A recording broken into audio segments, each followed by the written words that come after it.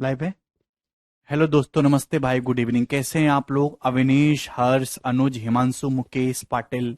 Very good मेरे प्यारे भाई।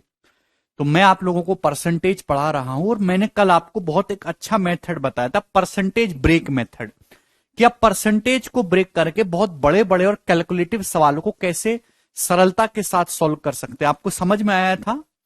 ये हर एक उस सवाल में लगाया जा सकता है परसेंटेज ब्रेक मेथड, जब आपको दो अलग अलग एंटिटी की जो टोटल वैल्यू दे रखी है। भाई, दो अलग अलग एंटिटी की टोटल वैल्यू दे रखी है और उन दोनों में अलग अलग परसेंटेज चेंज दिया हुआ है।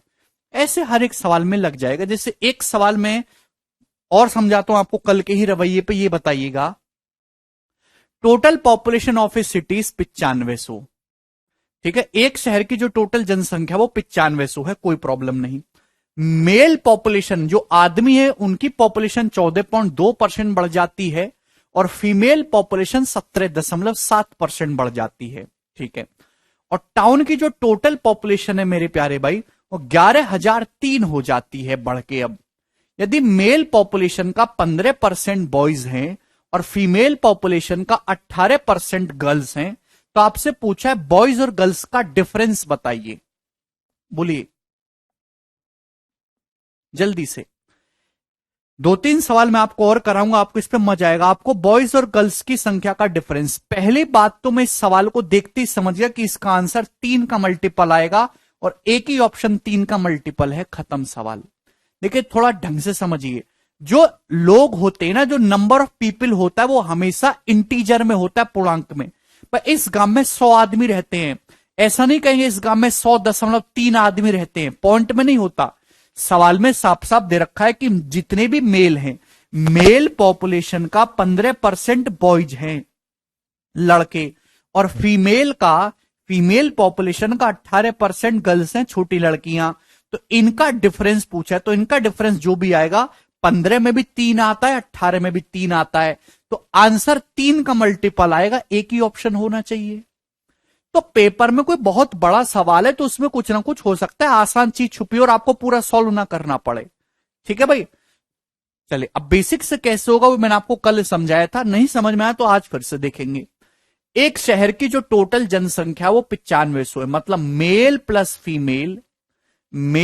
फीमेल मिला के एक शहर में कितने लोग हैं? 9500 लोग हैं। अब हुआ क्या मेरे दोस्तों, गांव में पुरुषों की संख्या, मेल पॉपुलेशन 14.2% बढ़ गई एंड फीमेल पॉपुलेशन 17.7%। और फीमेल पॉपुलेशन, महिलाओं की संख्या 17.7% बढ़ गई और कुल जनसंख्या बढ़ के 11,003 हो जाती है। वे पॉपुलेशन 9500 थी, 9500 से बढ़ के कितने हो गए? 11,003। तो पॉपुलेशन कितनी बढ़ गई मेरे दोस्तों? तो आपका जवाब होगा सर 500, 1000, 1503। यानी कि पॉपुलेशन बढ़ गई 1503। पॉपुलेशन कितनी इंक्रीज हो गई है? 1503। पहले 9500 थी, अब 11,003 हो गई, तो 1503 पॉपुलेशन बढ़ गई। आप बोलोगे जी सर। मेरे प्यारे भाई ध्यान सुनेगा, मेल 14.2% बढ़े हैं और फीमेल 17.7। तो क्या इस 17.7% को ब्रेक करके हम लोग 14.2% प्लस 3.5% इस प्रकार से नहीं लिख सकते? 14.2% प्लस 3.5% इस प्रकार से लिख सकते हैं? आप बोलोगे हाँ जी सर, बिल्कुल लिख सकते हैं। इससे क्या होगा कि आपकी कैलकुलेशन आसान हो जाएगी। मैंने ब्रेक करके लिख दिया। अगर आप ध्यान से कहो तो आप ये कह सकते हैं सर कि मेल पॉपुलेशन भी 14.2% बढ़ी और फीमेल पॉपुलेशन भी 14.2% बढ़ी है। भाई इसको भूल जाओ, अभी ऐसे समझो कि आदमी भी 14.2% बढ़े और औरत भी 14.2% बढ़े, तो ओवरऑल पॉपुलेशन भी 14.2% ही बढ़नी चाहिए। है मनीष? अरे मनीष, समझ में आया? भाई मेल पॉपुलेशन भी 14.2% बढ़ी, फीमेल भी 14.2% बढ़ी, तो ओवरऑल भी 14.2% बढ़ना चाहिए ना। तो 9500 पॉपुलेशन का 14.2% बढ़ना चाहिए, तो 9500 का 14.2% आपको निकालना है। तो परसेंटेज से 2 डेसिमल ये हट जाएगा। क्लियर है? आप बोलोगे जी सर। 95 की गुणा करनी है 14.2 में। कैसे गुणा करूंगा जल्दी से? भाई 14 की 100 में गुणा करेंगे 1400 और 14 पंजे 70 कम हो जाएगा मेरे दोस्तों, यानी कि 1330। आप बोलोगे जी सर कोई प्रॉब्लम नहीं। अब 95 की 0.2 में गुणा करूंगा तो 95 की 0.2 में गुणा करूंगा तो 0.2 होता है 1/5 यानी कि 19, तो आ जाएगा 1349। भाई 9500 का 14.2% कितना होता है? 1349। आप बोलोगे जी सर बिल्कुल सही। यार मेरे शब्दों को ढंग से सुना करो, जो मैं बोलता हूं, जो चीज बोर्ड पे लिखी हुई है उसको समझा भी करो मेरे दोस्तों कि इसका मतलब क्या है भाई, समझिए। मेल प्लस फीमेल पॉपुलेशन एक शहर की 9500 है, तो मेल पॉपुलेशन 14.2% बढ़ी, फीमेल 17.7, पॉपुलेशन होगी बढ़ के 11,003। तो पॉपुलेशन अगर 95 से बढ़ के 11,003 हुई है तो पॉपुलेशन बढ़ी कितनी है? पॉपुलेशन बढ़ी है 1503 मेरे दोस्तों। आप बोलोगे जी सर कोई प्रॉब्लम नहीं। अगर मेरे प्यारे में परसेंटेज ब्रेक कर लिया, मेल पॉपुलेशन भी 14.2% बढ़े, फीमेल भी 14.2% बढ़े, तो ओवरऑल भी 9500 का 14.2% बढ़नी चाहिए। 1349 पॉपुलेशन 1349 बढ़नी चाहिए, लेकिन बढ़ी कितनी है? 1503। तो कितनी पॉपुलेशन एक्स्ट्रा बढ़ी है? तो आपका जवाब होगा सर 13 में से 9 गया 4, 154 आ गया, 154। तो 154 एक्स्ट्रा बढ़ी है। ये 154 पॉपुलेशन एक्स्ट्रा बढ़ी है, एक्स्ट्रा कहां से आया? जवाब दीजिए। ये जो 154 लोग एक्स्ट्रा बढ़े हैं, ये एक्स्ट्रा कहां से आए? 154 लोग, जवाब दीजिए। पॉपुलेशन अगर मेल भी 14.2% बढ़ते, फीमेल भी 14.2% बढ़ते, तो पॉपुलेशन बढ़नी थी 1349, लेकिन सवाल के अकॉर्डिंग पॉपुलेशन बढ़ी है 1503। पॉपुलेशन 154 एक्स्ट्रा बढ़ी, कहां से आया? तो आप कहोगे सर ये जो फीमेल है ना, फीमेल पॉपुलेशन 3.5% एक्स्ट्रा बढ़ी है, इसी की वजह से आया है। यानी कि फीमेल पॉपुलेशन का सर 3.5%, फीमेल पॉपुलेशन का 3.5% ही 154 है, फीमेल पॉपुलेशन का 3.5% ही 154 है। तो इनिशियल फीमेल पॉपुलेशन, इनिशियल हर चीज इनिशियली 100% ही होती है प्रारंभिक वैल्यू, फीमेल पॉपुलेशन का 3.5% 154 है। तो दोगुना करो, 7% कितना होगा? दोगुना कर देंगे तो आपका जवाब होगा 308। 1% कितना होगा? 7 चौक 28 है भाई, और 2 आ जाएगा, 7 चौक 28, 44। क्लियर? दोगुना करेंगे 308, 7 चौक 28, 2 7 चौक 28, 1% के लिए 44, 100% 4400। तो फीमेल पॉपुलेशन कितनी आ गई दोस्त? 4400। फीमेल पॉपुलेशन का 3.5% अगर 154 है, तो दोनों तरफ 2 से गुणा कर दो तो 7% हो जाएगा 308, 1% हो जाएगा 44, 100% हो जाएगा 4400। यानी कि फीमेल पॉपुलेशन 4400 है, इनिशियली जो है वो 4400 फीमेल है। तो मेल कितने होंगे भाई? 9500 में से 4400 घटा लीजिए, 5100। 5100 मेल होंगे। आप बोलोगे जी सर बिल्कुल सही, 5100 मेल। ठीक है ना? तो मैंने शहर में आदमी और औरतों की संख्या निकाली। अगर सवाल में पूछा होता कि मेल फीमेल का डिफरेंस बताइए कितना है, तो 5100 मेल है, 4400 फीमेल है, इन दोनों का डिफरेंस आ जाएगा 700, 700 इनका डिफरेंस आ जाएगा। क्लियर है? लेकिन सवाल में ये नहीं पूछा। सवाल में पूछा है कि मेल पॉपुलेशन का 15% लड़के हैं, 18% लड़कियां हैं, तो बताइए लड़के लड़कियों का अंतर। मेल पॉपुलेशन 5100 है, 5100 का 15% कितना होगा? तो परसेंट से 2 जीरो हट जाएंगे, 51 की 15 में गुणा करेंगे 765, 765 बॉयज है। गर्ल्स कितनी है?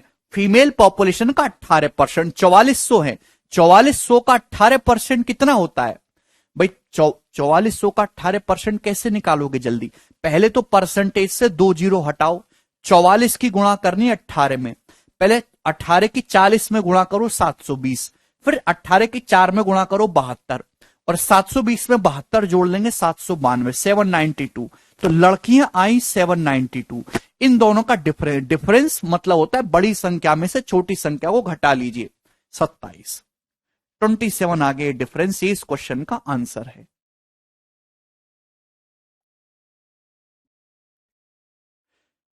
बताओ किसी बच्चे को इसमें कोई संदेह?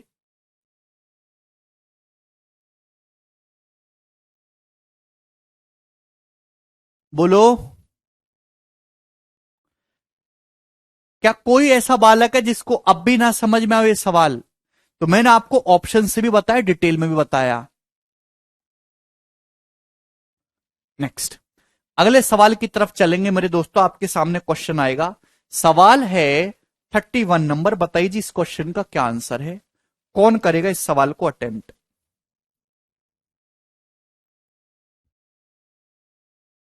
31 नंबर सवाल है।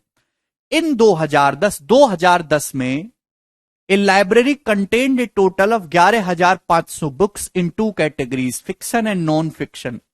2010 में एक लाइब्रेरी में दो श्रेणियां में किताबें थी मेरे दोस्तों, ठीक है ना, फिक्शन और नॉन फिक्शन।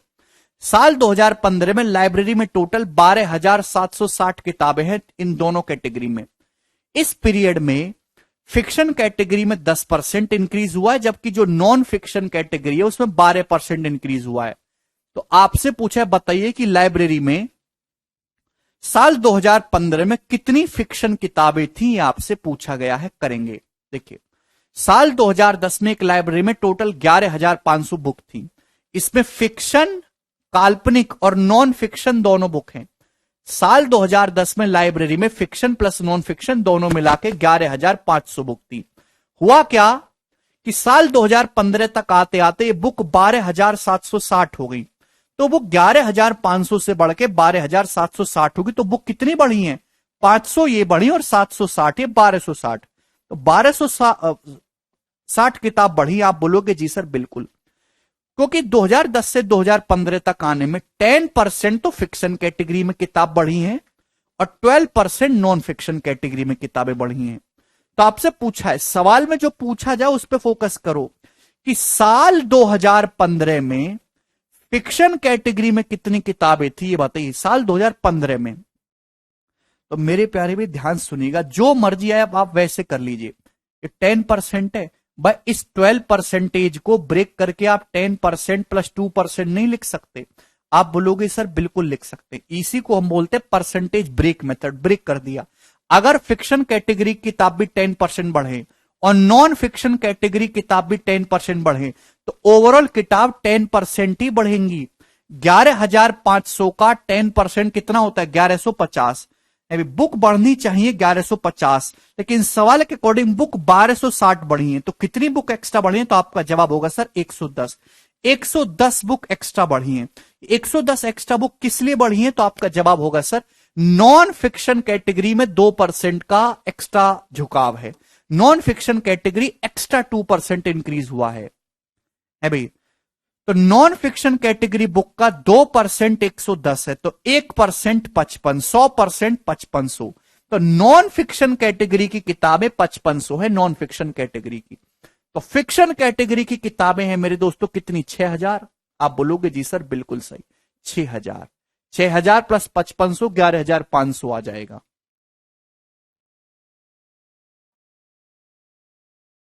ठीक है। कुछ बच्चे जल्दबाजी में, सवाल में क्या पूछा है, जल्दबाजी में 6,000 आंसर मार्क कर देंगे, गलत है भाई। सवाल को ढंग से पढ़ लिया करो। जो आपको ऑप्शन में दिख जाए वो उत्तर नहीं होता। पूछा क्या है? सवाल में पूछा है कि फिक्शन किताबें कितनी है 2015 में। ये तो इनिशियल वैल्यू है, ये शुरुआती वैल्यू है भाई। साल 2010 में फिक्शन कैटेगरी में 6,000 बुक थी। तो साल 2015 में कितनी होगी? 10% बढ़ी है ना। 10% बढ़ाओगे, 6,000 को 10% बढ़ाओगे तो कितनी हो जाएंगी? 6600, 6600। 6600 किताब थी, ऑप्शन नंबर ए।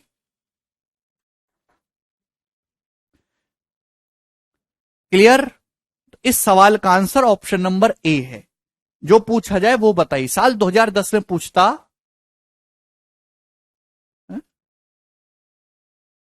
31, एक क्वेश्चन छूट गया ना बीच में। चलो अगला सवाल, ये बताइएगा मेरे दोस्त, सवाल आपके सामने आएगा 32 नंबर। कहां गया जी? ये रहा क्वेश्चन।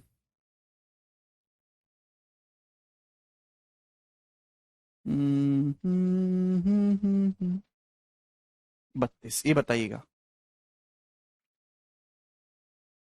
ये लास्ट टाइप है इसका। अब आपको क्लियर हो गया ये? अगर आपको ये टाइप समझ में आ गया है तो ये इस टाइप का लास्ट सवाल है। जरा मुझे करके बताओ इस क्वेश्चन का क्या आंसर है और कितने बालक इस सवाल को करने की ताकत रखते हैं, बताइए जरा। The total salary of Gaurav and Azam in A company 47,520। एक कंपनी में गौरव और आजम की जो टोटल सैलरी है वो 47,520 है। गौरव प्लस आजम की जो टोटल सैलरी है एक कंपनी में 47,520 है। आप बोलोगे जी सर कोई प्रॉब्लम नहीं। अब हुआ क्या, गौरव की सैलरी 23% बढ़ जाती है। गौरव की सैलरी 23% बढ़ जाती है। आजम की सैलरी 30% बढ़ जाती है। कितनी? 30%। And that total salary would increase to 59928। और उनकी टोटल सैलरी बढ़कर 59,928 रुपए हो जाती है। तो आप बताओ, दोनों लोगों की सैलरी 47,520 थी शुरुआत में, फिर बाद में बढ़ के 59,928 होगी। तो सैलरी कितनी बढ़ी? तो आपका जवाब होगा सर जी आ जाएगा 408 अभी, और ये 12,408 रुपए। 12,408 रुपए सैलरी बढ़ी है। अरे यस और नो, थोड़ी बुद्धि लगा के बोलिए, सैलरी कितनी बढ़ी है दोनों लोगों की? 12,408 रुपए सैलरी बढ़ी है। क्लियर है?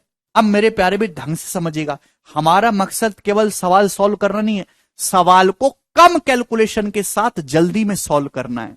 12,408 सैलरी बढ़ी। अगर आपने ऐसे कर लिया मेरे दोस्तों ब्रेक करके कि आजम की सैलरी 30% बढ़ी है ना, 30 को अगर आपने 23 + 7% लिख लिया तो आपकी कैलकुलेशन बहुत ज्यादा बढ़ जाएगी। क्यों? कि आप क्या कहोगे, सर गौरव की भी 23% बढ़ गई, आजम की भी 23% बढ़ गई, तो ओवरऑल भी 23% बढ़ना चाहिए। 47,520 का 23% निकालोगे तो कैलकुलेशन बहुत ज्यादा होगी कि नहीं? 47,520 का 23% निकालोगे तो कैलकुलेशन बहुत ज्यादा होगी कि नहीं? Very good Manu. तो कैलकुलेशन को अगर आपको कम करना है तो जरूरी नहीं कि हमेशा ऐसे ब्रेक किया जाए, आप आसान तरीके से ब्रेक करो। वैल्यू वेरी गुड भोला। अगर आजम की सैलरी 30% बढ़ी है, गौरव की बढ़ी है 23%, तो 23% को ब्रेक करके आप ऐसे नहीं लिख सकते 30% - 7%। क्या 23% को आप ब्रेक करके ऐसे नहीं लिख सकते 30% - 7%? आप बोलोगे जी सर बिल्कुल सही। अब बात आपको समझ में आई होगी।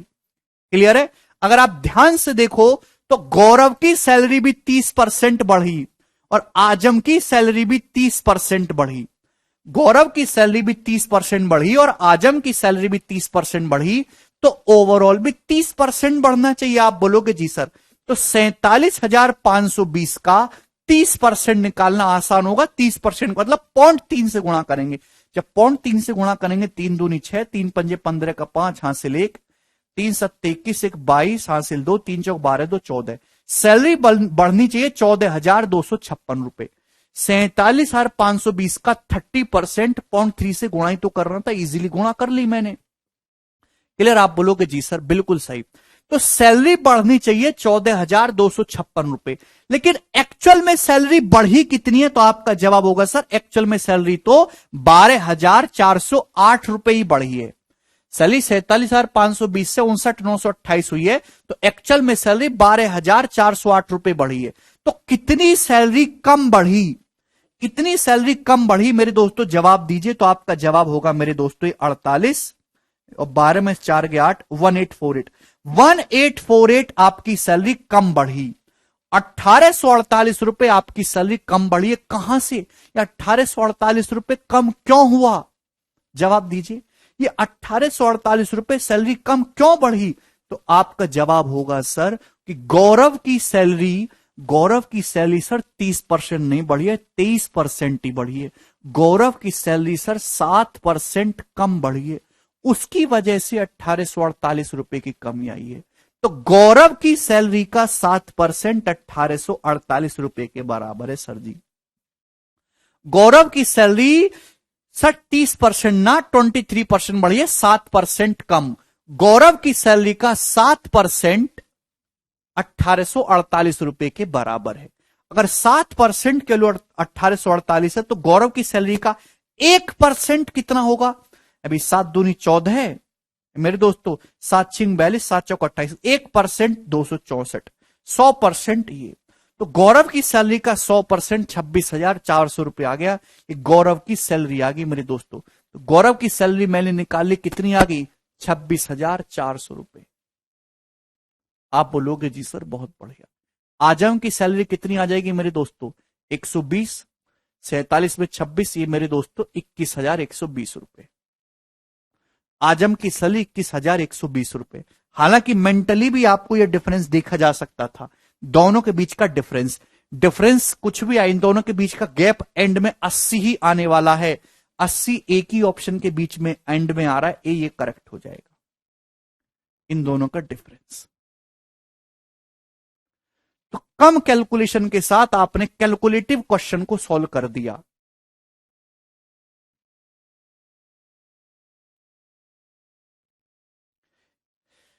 क्लियर?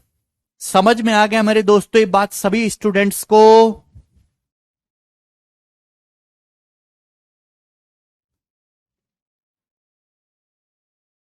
के बात अभी आप सभी लोगों को समझ में आई?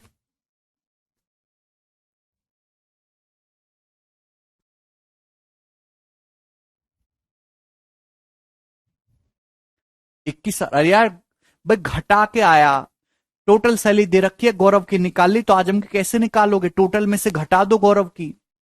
ये टाइप क्लियर हो गया। मैंने इस टाइप के आपको 5 सवाल कराए, सबसे आसान डाटा के साथ कैलकुलेटिव प्लस माइनस अलग अलग लैंग्वेज में। अगर अब भी किसी को ना समझ में आए हो तो भैया वो जो है मच्छरों की पूंछ में धागा बांध के उसको उड़ाए और अपना एंटरटेनमेंट करे। एलिगेशन से नहीं हो पाएगा ये सवाल, एलिगेशन से भी हो जाएगा, आपकी कैलकुलेशन बहुत बढ़ जाएगी। दुनिया में इससे आसान कोई तरीका नहीं इस सवाल को करने का जो मैंने अभी समझाया। ठीक है, नेक्स्ट क्वेश्चन की तरफ आगे चलेंगे। सवाल आपके सामने आएंगे एग्जाम बेस्ड। अब टाइप चेंज कर रहे हैं, एग्जाम बेस्ड क्वेश्चंस।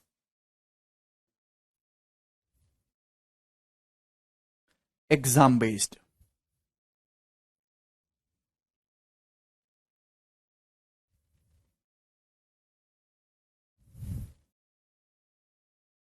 ठीक है भाई, बहुत इंपॉर्टेंट टाइप है, इससे पेपर में लगातार सवाल आते रहते हैं। ठीक है भाई, एग्जाम बेस्ड। देखिए सबसे पहले आपको पता होना चाहिए कि पासिंग टोटल मार्क्स और पासिंग मार्क्स क्या होता है। टोटल मार्क्स क्या होता है मेरे प्यारे भाई, ध्यान सुनिएगा।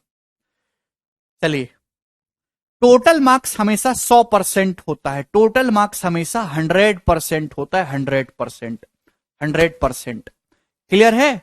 अब मेरी बात को जैसे सुनिएगा, जैसे ये हो जाएगा जी। आपने एक एग्जाम दिया जिसके टोटल मार्क्स 850 हैं। आपने एक एग्जाम दिया जिसके टोटल मार्क्स 850 हैं और 850 नंबर में से आपके 544 नंबर आए। तो बताइए आपके कितने परसेंट नंबर आए? टोटल मार्क्स हमेशा 100% होता है और आप 100% में से स्कोर करते हैं। भाई आपने एक पेपर दिया, 850 उसके टोटल मार्क्स हैं और 850 में से आपके 544 मार्क्स आए। यू स्कोर्ड 544, तो आपके कितने परसेंट आए? आज तक आपको परसेंटेज मार्क्स निकालना भी नहीं आया है? बोल दो, शर्म वाली बात नहीं। मैं जानता हूं कि आप में से आधे से ज्यादा बालक ऐसे जिनको परसेंटेज मार्क्स निकालना नहीं आता है। 850 का आपने मेरे दोस्तों एक पेपर दिया, उसमें से 544 नंबर आपके आए, तो कितने परसेंट आए? कैसे करेंगे?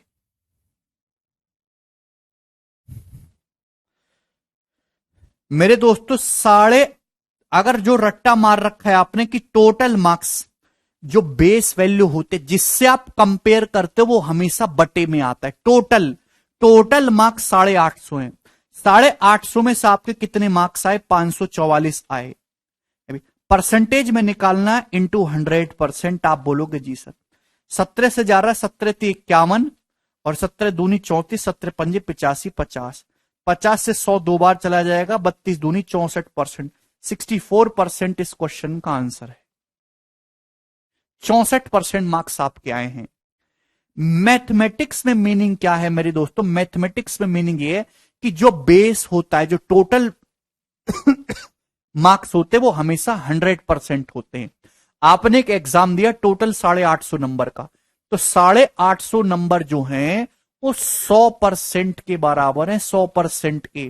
तो एक नंबर कितने परसेंट के बराबर है? एक नंबर सर 100% बटे 850 के बराबर है एक नंबर। एक मार्क्स की कीमत ये है परसेंटेज में, 850 की कीमत 100% है, तो एक नंबर की कीमत इतने परसेंट है। आपके 544 आए, तो 544 की कीमत कितने परसेंट होगी? तो 544 से गुणा कर देंगे, 544 गुणा 100% बटे 850 ही आया मेरे दोस्तों। क्लियर? ये मीनिंग हुआ। बोले बात समझ में आई? सागर कह रहे नहीं समझ आ रहा, बताओ बेटे।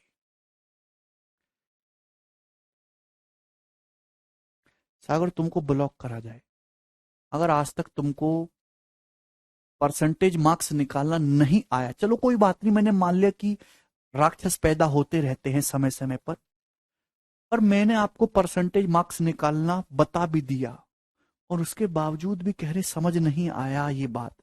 तो आपकी नौकरी लगना कन्फर्म है, ना लगना कन्फर्म है। आप क्यों पढ़ रहे हैं बेटा? नौकरी तो लग ही नहीं सकती आपकी।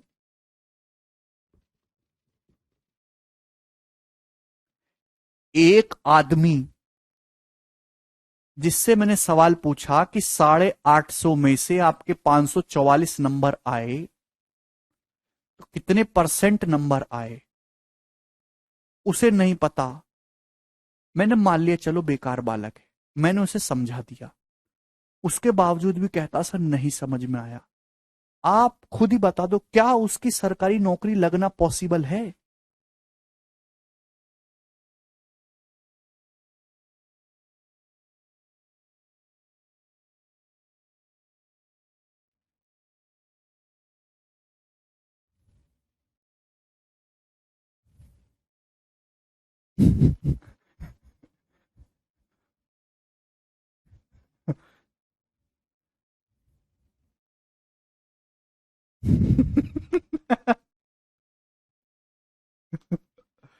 बिल्कुल नहीं।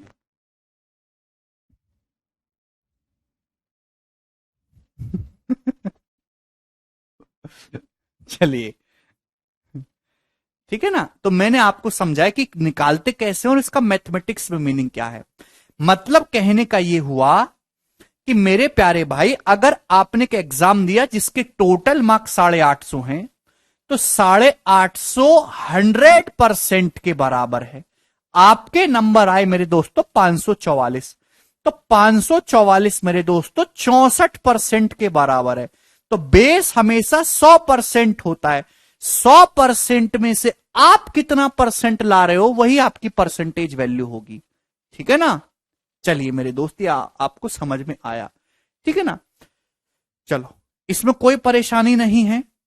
अच्छा, एक बात बताइए मेरे प्यारे बच्चों, एक बात समझिएगा मेरे प्यारे भाई, ये है बॉर्डर लाइन। बॉर्डर लाइन का मतलब पासिंग मार्क्स। बॉर्डर लाइन का मतलब होता है मेरे दोस्तों पासिंग मार्क्स। हर एग्जाम के लिए एक बॉर्डर लाइन फिक्स करी जाती है कि जो इस लाइन से ज्यादा नंबर लाएगा वो पास है, जो इससे कम नंबर लाएगा मेरे दोस्तों वो फेल है, और जो इस लाइन के ऊपर है वो जस्ट पास है, उसकी इज्जत खत्म सी है, ये समझ लीजिए। तो मेरे दोस्तों एक स्टूडेंट है, एक स्टूडेंट ऐसा है मेरे प्यारे भाई, ध्यान सुनिएगा, एक स्टूडेंट ऐसा है जो बॉर्डर लाइन से पासिंग मार्क्स से 40 नंबर ज्यादा लेके आया है, और एक स्टूडेंट ऐसा है जो पासिंग मार्क्स से 13 नंबर ज्यादा लेके आया है। तो आप बताइए मेरे दोस्तों, इन दोनों के मार्क्स में कितना डिफरेंस है? इन दोनों के मार्क्स में कितना डिफरेंस है? आपको कुछ नहीं करना, आप ये देखिए कि परसेंटेज में क्या डिफरेंस आ रहा है और एक्चुअल मार्क्स में कितना डिफरेंस आ रहा है, उसको बराबर करिए। परसेंटेज में डिफरेंस बराबर मार्क्स में डिफरेंस। चीजों को लिखने का एक दूसरा तरीका है परसेंटेज, और कोई नई चीज नहीं। एक स्टूडेंट ऐसा है जिसके पासिंग मार्क्स से 40 नंबर ज्यादा आए हैं, दूसरा ऐसा जिसके पासिंग मार्क्स से 13 नंबर ज्यादा है। तो दोनों के मार्क्स में कितना डिफरेंस है? तो आपका जवाब होगा 27 का। ये ध्यान से समझिएगा, दोनों बच्चे बॉर्डर लाइन के एक ही साइड हैं, दोनों बच्चे बॉर्डर लाइन के एक ही साइड पे 27 का डिफरेंस है, ठीक है ना। लेकिन अगर मैं ऐसे कहता हूं कि ये बॉर्डर लाइन है पासिंग मार्क्स, एक स्टूडेंट के पासिंग मार्क्स से 65 नंबर ज्यादा आए हैं और दूसरे स्टूडेंट के पासिंग मार्क्स से 20 नंबर कम आए हैं, तो दोनों के मार्क्स में कितना डिफरेंस है? जे कैसे होगा सर स्ट्रॉन्ग मैथमेटिक्स? जे नारियल पानी पी के। आप सुबह शाम नारियल पानी पीजिए और बिल्कुल पढ़ाई मत करिए, सवाल तो बिल्कुल नहीं लगाने, कंसेप्ट बिल्कुल नहीं पढ़ने, केवल बौखलाए हुए रहना है। पढ़ने की बजाय पढ़ने की ट्रिक ढूंढनी है। अभी 2 घंटा पढ़ रहे हो तो 2 घंटे में से 1.5 घंटा केवल पढ़ने की ट्रिक ढूंढो, पढ़ो मत, अपने आप स्ट्रांग हो जाएगा। दो स्टूडेंट एक स्टूडेंट के बॉर्डर लाइन से 65 नंबर ज्यादा आए हैं, दूसरे के बॉर्डर लाइन से 20 नंबर कम आए हैं, दोनों में कितना डिफरेंस है? बिल्कुल सही, 85 नंबर का डिफरेंस है 85 नंबर का। ये केवल ऐसा मत समझे कि मैं एग्जाम के लिए बता रहा हूं, पूरे गणित में कभी भी ऐसा होगा ना, पूरे गणित में, पूरे मैथमेटिक्स में, कि कोई चीज बॉर्डर लाइन के इधर है और कोई चीज बॉर्डर लाइन के इधर है, इनके बीच का डिफरेंस ये जो है, इनके बीच का डिफरेंस ये 85 का हो गया मेरे दोस्तों, 85 का, है ना। 65 नंबर से पास हुआ, ये 20 नंबर से फेल हुआ, तो इनके बीच का जो अंतर है ना वो 85 का है। इसको पास, इसके बराबर पहुंचने के लिए अभी 85 नंबर की छलांग चाहिए फेल वाले को, ठीक।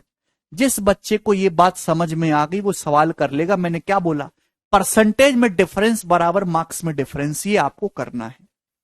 अब चलेगा मेरे दोस्तों, सवाल ढंग से समझते हैं। सवाल नंबर 33, पहला सबसे बेसिक सवाल।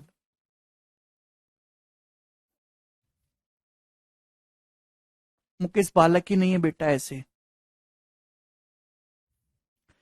एक एग्जाम में 92% स्टूडेंट पास हुए और 480 स्टूडेंट हुए फेल। तो आपसे पूछा, बताओ एग्जाम में कितने स्टूडेंट अपियर हुए? बिल्कुल बेसिक क्वेश्चन है, कौन करेगा जिसका आंसर? देख रहा हूं भाई।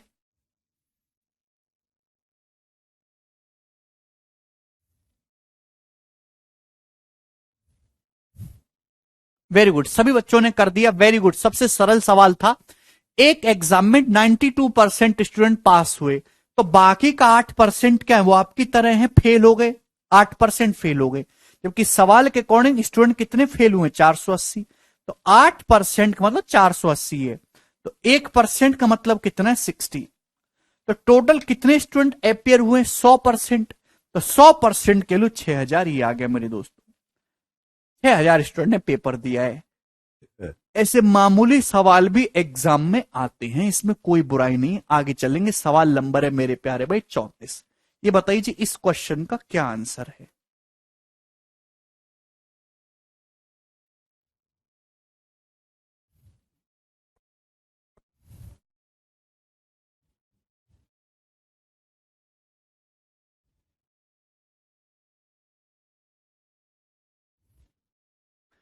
यदि 35% पासिंग मार्क्स हैं, ठीक है, पास होने के लिए आपको 35% नंबर चाहिए। एक स्टूडेंट के 200 नंबर आए लेकिन फिर भी वह 24 नंबर से फेल हो गया, तो आप बताओ मैक्सिमम मार्क्स क्या है? मैक्सिमम मार्क्स मतलब 100% के लिए निकालनी है। पास होने के लिए एक एग्जाम में 35% नंबर चाहिए, 35%। ओके, एक स्टूडेंट बेचारा 200 नंबर लाया, फिर भी वह 24 नंबर से फेल हुआ। यानी कि अगर 200 नंबर की बजाय 24 नंबर और ज्यादा लाता, 200 से 24 नंबर और ज्यादा लाता, यानी कि 224 नंबर लाता, तो पास हो जाता। तो परसेंटेज में कितना पास? 35%। नंबर्स में कितना पास? 224, इक्वल होना चाहिए। तो 35% 224 के बराबर है। दोनों तरफ हम लोग 7 से काट लेते, काटना ही पड़ेगा, 7 से काटेंगे तो 5% कितना आ जाएगा? 7 से काट रहा हूं, सात 21, 7 दूनी 24, 5% के लिए 32। 100% कितना आएगा, दोनों तरफ 20 से गुणा कर देंगे, 100% आ जाएगा 640। यानी कि 640 जो है वो आपके मैक्सिमम मार्क्स हैं। ये उत्तर हो गया इस सवाल का, option number C. Very good, सभी बच्चों को ये जो है सवाल समझ में आ गया। जतिन, जितेंद्र, शिवम, आलोक, विपिन, आशुतोष, वेरी गुड। ये बताइए अगला सवाल।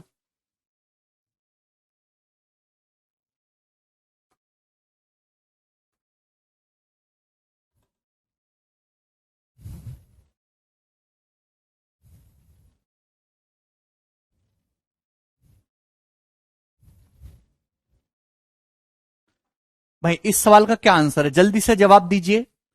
ए student get 66 marks more in French than what she got in German. एक स्टूडेंट के 66 मार्क्स ज्यादा आए हैं मेरे दोस्तों फ्रेंच में, जो उसके जर्मन में आए हैं। यानी कि मेरे दोस्तों फ्रेंच है, ये जर्मन है। एक स्टूडेंट को जर्मन के कंपैरिजन में फ्रेंच में 66 नंबर एक्स्ट्रा मिले हैं, है ना। जर्मन के कंपैरिजन में फ्रेंच में 66 नंबर एक्स्ट्रा मिले हैं। उसके जर्मन, हर German marks are 28% of the sum of her French and German marks. उसके जो जर्मन मार्क्स हैं उसके फ्रेंच और जर्मन मार्क्स के सम का 28% है। तो आपसे पूछा, बताइए उसके फ्रेंच मार्क्स कितने हैं। नहीं भोला प्यारे भाई, ये बताओ 28% की फ्रैक्शन वैल्यू क्या होते हैं, 7/25। जो बेस होता है ना वो बटे में होता है, जिसके बारे में इंफॉर्मेशन दी जाती है वो ऊपर होता है। उसके जर्मन मार्क्स जो हैं वो फ्रेंच और जर्मन मार्क्स के सम का 28% है?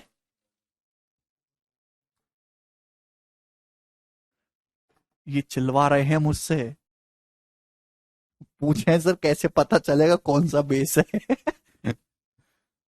उसके जर्मन मार्क्स जो हैं वो फ्रेंच और जर्मन मार्क्स के सम का 28% है। मतलब क्या है कि अगर फ्रेंच और जर्मन मार्क्स का सम 25 है ना, अगर फ्रेंच और जर्मन मार्क्स का सम 25 है तो उसके जर्मन में जो मार्क्स आए हैं वो 7।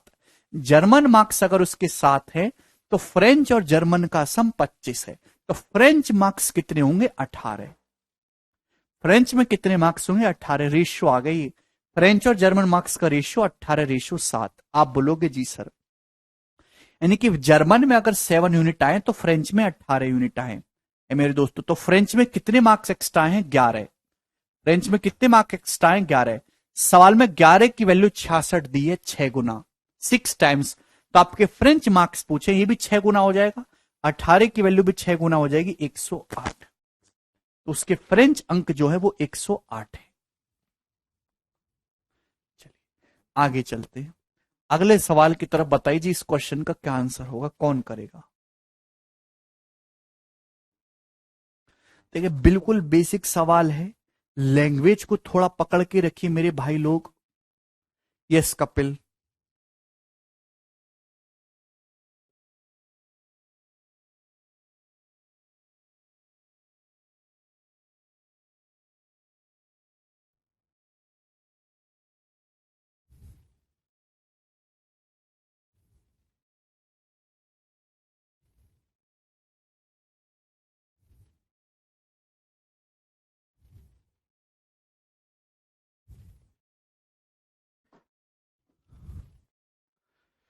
सत्यम कह रहे मॉक में मार्क्स नहीं आ रहे सर। सत्यम जुम्मा जुम्मा 4 दिन पढ़े नहीं, अभी से मॉक्स में तोप उड़ाने लगो तुम।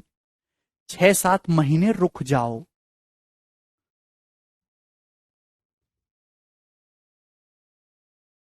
बालकों के मन में इतनी अशांति है कि आज एडमिशन लें और कल से नंबर आने शुरू हो जाएं, परसों से नौकरी लग जाए, ऐसे थोड़ा ना होगा। अरे भैया ये है सिंपल जिंदगी जो बच्चे सोचते हैं। रियलिटी क्या है, बालक एडमिशन लेता है, 1 महीने तक देखता रहता है कि क्या चल रहा है, कुछ पल्ले नहीं पड़ रहा। 1 महीने बाद उसका टीचर के साथ ट्यूनिंग बैठती है, 6-7 महीने सिलेबस पूरा करता है, 3-4 महीने प्रीवियसर लगाता है, एक आध महीने मॉक देता है, 10-11 महीने के बाद जाके एक बच्चा तैयार होता है। एक स्टूडेंट जो है 43% मार्क्स लाता है और वो 72 नंबर से फेल हो जाता है। लेकिन जब वो 57% मार्क्स लाता है तो 40 मार्क्स से पास हो जाता है। तो बताइए पासिंग परसेंटेज क्या है। देखिए मेरे दोस्तों, पहले बहुत डिटेल में लिख लिख के बताऊंगा हर एक चीज को। जैसे जैसे प्यारे भाई, ये बॉर्डर लाइन है, ये बॉर्डर लाइन, जो स्टूडेंट इस बॉर्डर लाइन पे है वो पास है। तो एक स्टूडेंट है जो 43% मार्क्स लाता है, 72 नंबर से फेल हुआ, यानी कि 43% मार्क्स वो लेके आया है और पासिंग मार्क्स से 72 कम है, 72 कम है। आप बोलोगे जी सर बिल्कुल सही। अगर वो 57% मार्क्स लाता, अगर वो 57% मार्क्स लाता, 57%, तो वो 40 नंबर से पास हो जाता, यानी कि उसके बॉर्डर लाइन पासिंग मार्क्स से 40 ज्यादा हो जाते। तो आपसे पूछा पासिंग परसेंटेज। अब ध्यान से समझिएगा मेरी बात को कि पहले वो 43% ला रहा था, अब वो 57% लाया, तो परसेंटेज में कितना डिफरेंस आया। तो 43 से 57% हो गया, तो परसेंटेज में डिफरेंस आया सर 14%। मार्क्स में कितना डिफरेंस आया बच्चों, ये बताइए। मार्क्स में, परसेंटेज में कितना डिफरेंस आया, तो आपका जवाब होगा सर 14% का।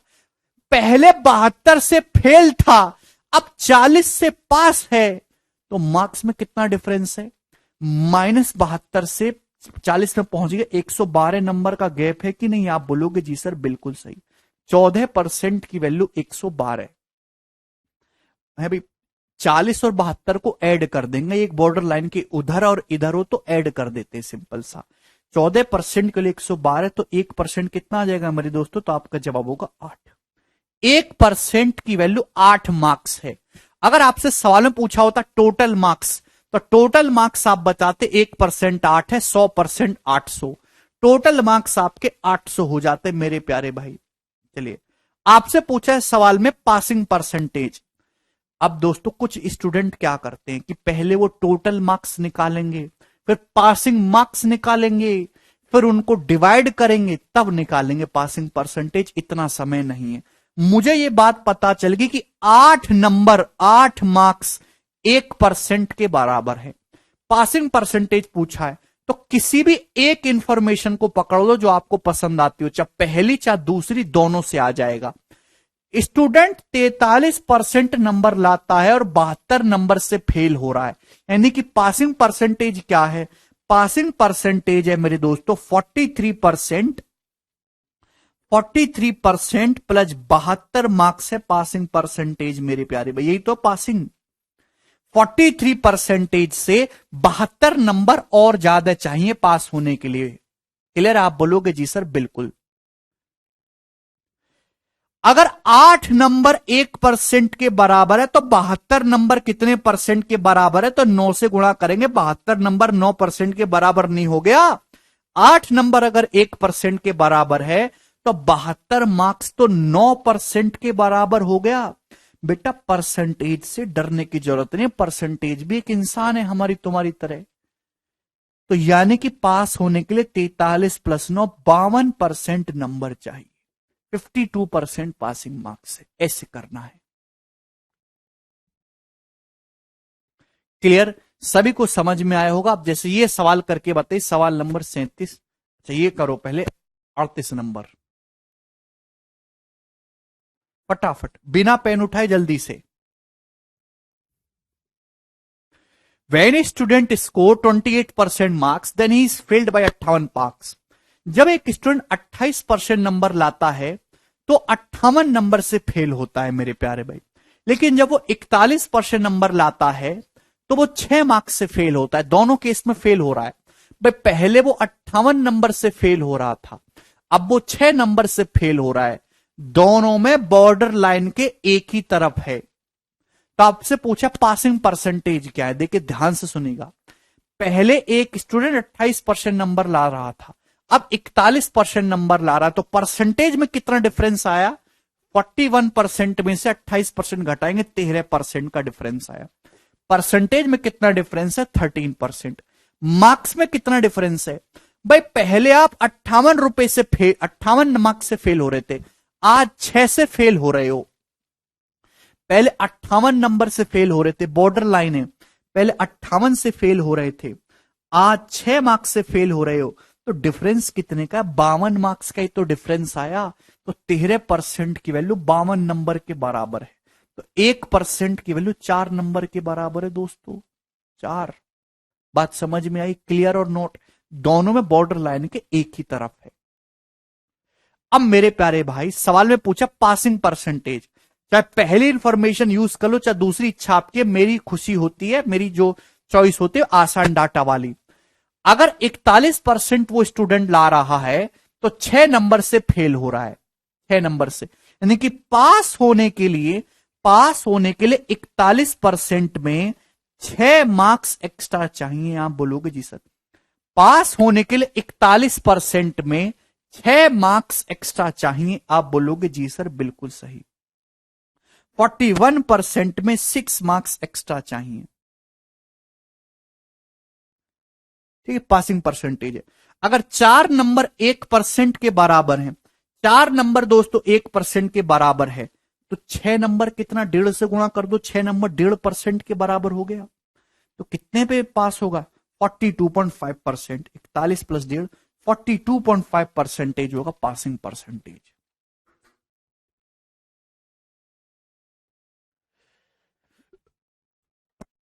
सभी स्टूडेंट को ये बात अच्छी से समझ में आई है? और सवाल नंबर 37 करके बताइए मेरे दोस्तों, अब आप लोग जल्दी से।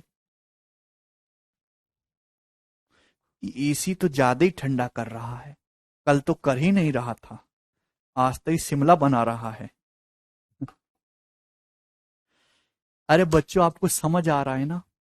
पता नहीं मुझे तुमसे इतना डर क्यों लगने लगा है कि आपको समझ आया होगा कि नहीं आया होगा। क्या मैं सही एक्सप्लेन कर रहा हूं?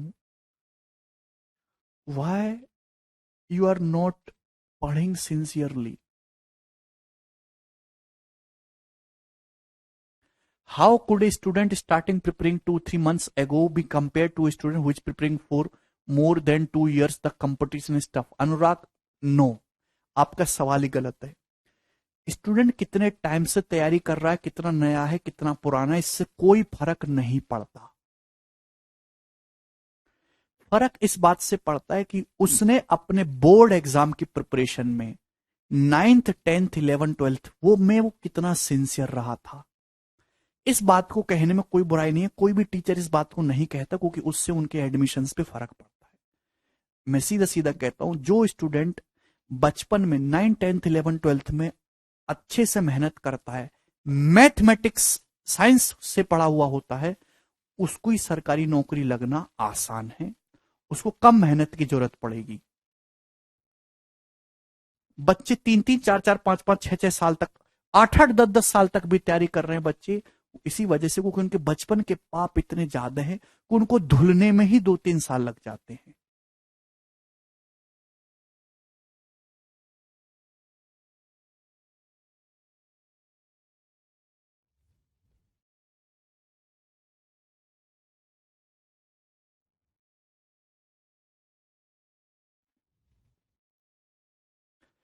देखो, अगला सवाल ही बताइए। टीडीएस के पेपर का पूछा हुआ सवाल है। अब कुछ ए बोल रहे, कुछ बी, कुछ सी, कुछ डी, ऐसे थोड़ा ना होगा, एक बार में सही बताइए। एक candidate scoring X% marks in an examination and fails by A marks. एक कैंडिडेट के एग्जाम में X% मार्क्स आते हैं और वो ए नंबर से फेल हो गया, यानी कि बॉर्डर लाइन से ए नंबर कम है। वाइल अनदर कैंडिडेट, दूसरा कैंडिडेट है जिसके Y% मार्क्स आते हैं, gets B marks more than the minimum required passing marks. उसके मिनिमम आवश्यक उत्तीर्ण अंकों से बी नंबर ज्यादा आए हैं इसके। तो आपसे पूछा है मैक्सिमम मार्क्स कितने हैं एग्जामिनेशन के, 100% के लिए पूछी है। तो भाई एक स्टूडेंट बी मार्क्स से फेल हो रहा है, पास हो रहा है, दूसरा ए मार्क्स से फेल हो रहा है, तो दोनों स्टूडेंट के मार्क्स में कितना डिफरेंस है? ये प्लस बी है, ये माइनस ए है, तो डिफरेंस है बी प्लस ए। एक बॉर्डर लाइन के उधर है, एक बी नंबर से पास, एक ए नंबर से फेल, तो डिफरेंस क्या आएगा? बी प्लस ए। अभी मेरे दोस्तों, पहला स्टूडेंट X% मार्क्स ला रहा है, दूसरा ये Y%, जो पास वाला है जाहिर सी बात उसकी ज्यादा होगी परसेंटेज, फेल वाले की कम होगी। परसेंटेज में कितना डिफरेंस है? Y - X%। पास वाला y% ला रहा है, फेल वाला x% ला रहा है, तो परसेंटेज में y माइनस एक्स परसेंटेज का डिफरेंस, मार्क्स में डिफरेंस है ये। क्लियर, सभी को समझ में आया? तो यहां से गलती मत करिएगा, अरे पास वाले की परसेंटेज ज्यादा होगी, फेल वाले की कम, पास में से घटाना होगा। यहां से 1% की वैल्यू कितनी आ जाएगी? तो आपका जवाब होगा सर जी ये b+a को अपन लोग a+b लिख सकते हैं बटे y माइनस एक्स। ये 1% की वैल्यू है। यहां से आप 100% की वैल्यू पूछिए ना, टोटल मार्क्स 100% की वैल्यू पूछिए तो 100 से गुणा कर देंगे, multiply by 100, a+b upon y minus x into 100, यानी कि ऑप्शन नंबर सी इसका आंसर हो जाए। बिल्कुल ही बेसिक सवाल है।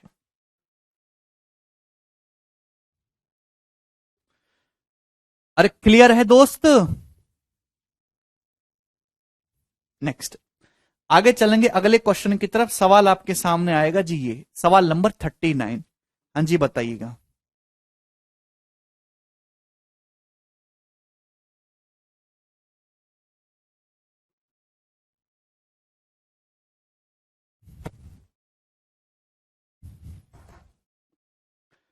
Gita score 30% and failed by 50 marks. Geeta ने 30% नंबर लिए, 50 नंबर से फेल हो गई, जबकि संदीप के 45% नंबर आए, जो कि 25 marks got 25 marks than the minimum required passing, 25 marks more लिख लीजिएगा।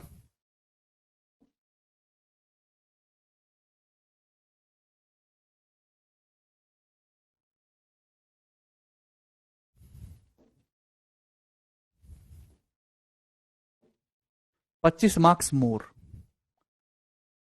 Then the minimum marks required to pass the examination.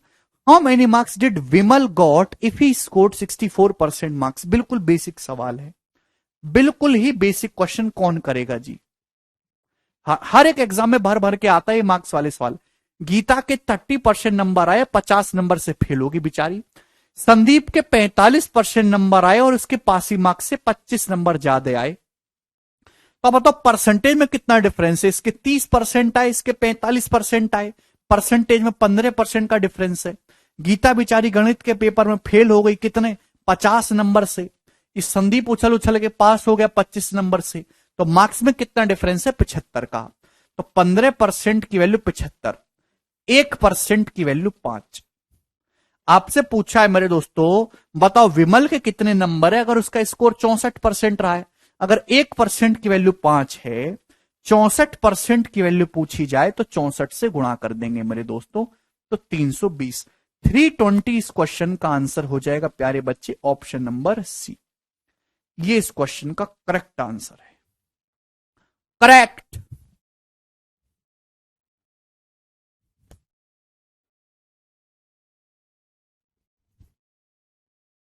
ठीक है जी, आगे चलेंगे। ये प्री के पेपर का सवाल है, पूछा हुआ। ये बताइए सवाल नंबर 40, क्वेश्चन नंबर 40, इस क्वेश्चन का क्या उत्तर होगा? जो बच्चा इस सवाल को करेगा उसकी 3 नौकरी लगेंगी।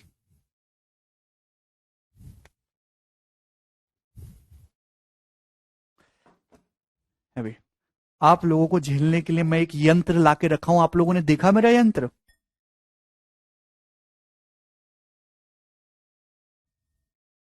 इससे मुझे शांति मिलती है। आपके जो विचार, जो आपके मुख से निकलते हुए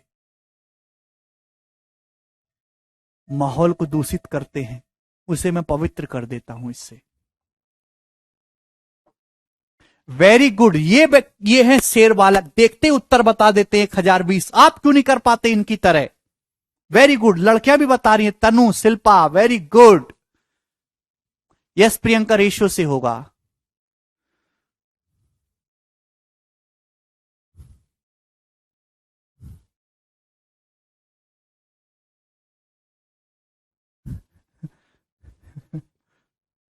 एक हजार बीस आए, देखिए प्यार से समझने की कोशिश करेगा प्यारे बच्चे, जैसे जैसे सवाल बोले वैसे वैसे करते जाइए। एक एग्जाम में ए के मार्क्स बी से 10% ज्यादा हैं और बी के मार्क्स सी से 20% ज्यादा हैं और सी के मार्क्स डी से 32% कम हैं। अगर ए के मार्क्स सी से 272 ज्यादा आए हैं तो आपसे पूछे बी के मार्क्स क्या हैं। अगर आप इस सवाल की लास्ट लाइन को देखो तो सवाल में क्या दे रखा है? सवाल में ए के मार्क्स सी से 272 ज्यादा आए हैं और बी के मार्क्स पूछे, यानी कि इस सवाल में डी के बारे में कुछ नहीं पूछा गया, न डी के बारे में कोई इंफॉर्मेशन दी है, तो इस लाइन की आपको कोई जरूरत नहीं है।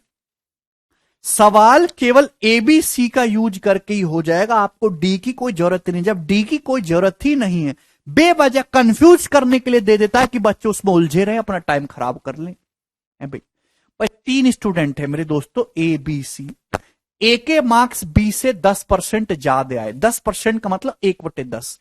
बी के मार्क्स 10 है तो ए के 11 मार्क्स आए। अरे कम से कम ये बात तो समझ में आती होगी। और बी के जो मार्क्स हैं, बी के जो मार्क्स है वो सी से 20% ज्यादा है। 20% के लो 1/5। बी के मार्क्स सी से 20% ज्यादा है, 1/5। यानी कि अगर सी के मार्क्स 5 हैं तो बी के मार्क्स 6 हैं। ये हो गया मेरे दोस्तों क्लियर। तो आपको दो अलग अलग रेशियो दिया, आपको ए रेशियो बी दिया, आपको बी रेशियो सी दिया है। A ratio B 11:10, B ratio C 6:5। इन दोनों रेशियो को कंबाइंड करना है। अब कंबाइंड कैसे करेंगे मेरे प्यारे भाई, दोनों जगह बी कॉमन है। या बी के मार्क्स 10 हैं या बी के मार्क्स 6 हैं, तो 10 और 6 को सेम बनाना होगा। रेशियो को किसी भी नंबर से गुणा करो, कोई फर्क नहीं पड़ता। 10 और 6 को सेम बनाना, 10 और 6 का एलसीएम 30 होता है। 30 बनाने के लिए 3 से गुणा कर दो। 11:10 है, 3 से गुणा करेंगे 33:30। अगर ए के मार्क्स मेरे प्यारे भी 33 हैं तो बी के मार्क्स कितने, 30। भाई यहां बी को 30 बनाने के लिए 5 से गुणा करना होगा पूरे रेशियो को। 5×3 5×5 25। अगर बी के मार्क्स 30 करोगे 5 से गुणा करके तो सी के कितने हो जाएंगे, 25। है नहीं, 5×30 5×5 25। ये आ गया मेरे प्यारे भाई। क्या इसमें कोई समस्या? 33:30:25। क्या इस क्लास में पढ़ने वाला कोई बालक ऐसा है जिसको ये बात ना समझ में आई हो? बोलो। गोलू तुझे आ गई? यस, गोलू ने कर भी दिया। ए के मार्क्स सी से 272 ज्यादा आए हैं, तो ए के मार्क्स सी से कितने ज्यादा हैं? ए के नंबर 33 हैं, सी के 25 हैं, तो ए के मार्क्स सी से 8 यूनिट एक्स्ट्रा है। सवाल में 8 यूनिट के लिए 272 नंबर दिए, कितने गुना? तो एक की वैल्यू आ जाएगी 8×3 = 24, 8×4 = 32, एक की वैल्यू 34 यूनिट। क्लियर? तो आपसे पूछा है बी के मार्क्स। बी के मार्क्स यानी कि 30 यूनिट की वैल्यू आपसे पूछी है, तो 30 यूनिट कितना हो जाएगा? एक की वैल्यू 34 आई है, तो 30 यूनिट की वैल्यू 30×34, यानी कि 1020। 1020।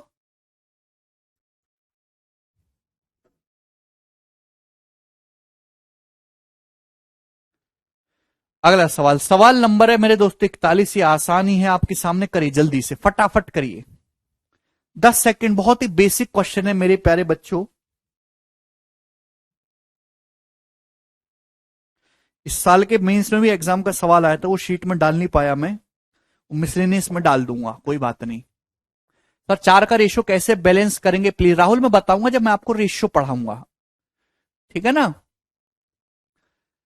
एक एग्जाम में ए को बी से 25% नंबर ज्यादा मिले, बी को सी से 10% कम मिले, सी को डी से 25% ज्यादा मिले, डी को 500 में से 320 नंबर मिले हैं, तो आप बताओ ए को कितने मिले हैं? तो इस सवाल में इतनी इजी परसेंटेज और इतना सिंपल डाटा है, मैं क्या ही बताऊं। और आंसर मार्क्स में पूछा है। भाई डी के कितने मार्क्स आए? डी के मार्क्स आए हैं 320, और सी के मार्क्स डी से 25% ज्यादा है। सी के मार्क्स डी से 25% ज्यादा, 320 का 25% 80 होता है, तो सी के मार्क्स आएंगे 400। बी के मार्क्स सी से 10% कम है, 400 को 10% कम करोगे ना, 40, 360। बी के नंबर आगे 360। ए के जो नंबर है वो बी से 25% ज्यादा है। 360 का 360 का 25%, एक 25% नहीं दिखना चाहिए, एक चौथाई दिखना चाहिए, 90 है। तो ए के मार्क्स 360 + 90 450 हो गए। ये उत्तर है। इस सवाल में कुछ था ही नहीं, घटिया सवाल। आगे चलेंगे, सवाल नंबर आपके सामने आएगा जी 42।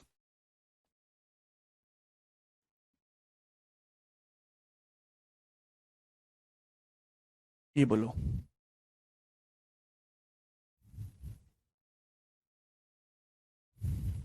बहुत ही सिंपल क्वेश्चन है, टेक्निकल सवाल, बताइए जल्दी से।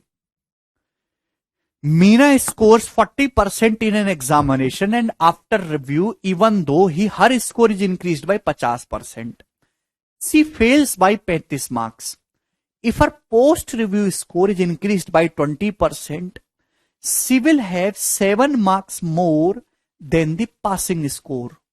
The percentage score needed for passing the examination is. देखिए सवाल ढंग से समझिएगा। मीना के एक एग्जाम में 40% नंबर आते हैं।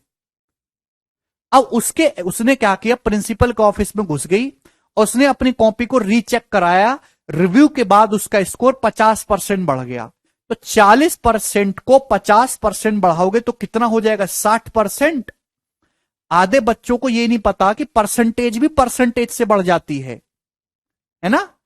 40% को 50% बढ़ाएंगे तो कितना हो जाएगा।